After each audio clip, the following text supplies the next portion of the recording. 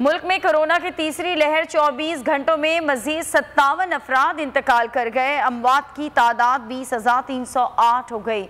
गुज़श्ता रोज 3,060 cases report हुए। NCOC के मुताबिक मुस्बत केसेस की शरह 5.21% रही। फाल केसेस 62,917 हैं।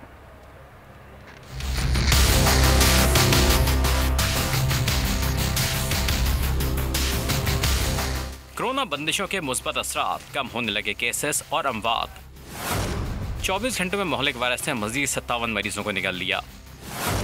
3,060 अफराद को बिस्तर से लगा दिया।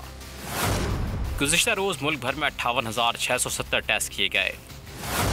मुस्बत केसेस की शरह 5.21% रही।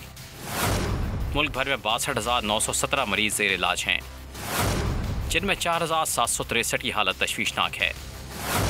सिंध में बढ़ते केसेस ने खतरे की घंटी बजा दी, जहां ज़ेर इलाज अफराद की तादाद 23,000 से तजावुज़ कर गई। NCOC के मुताबिक मुल्क में कोरोना से हलाकतों की तादाद 20,308 हो गई। मजमूई केसेस 9,03,599 तक जा पहुँचे। गुज़श्ता रोज़ 2,693 मरीजों ने दोबारा नॉर्मल जिंदगी में कदम रखा। अब तक 8,20,374 लोग सेहतयाब हो चुके हैं।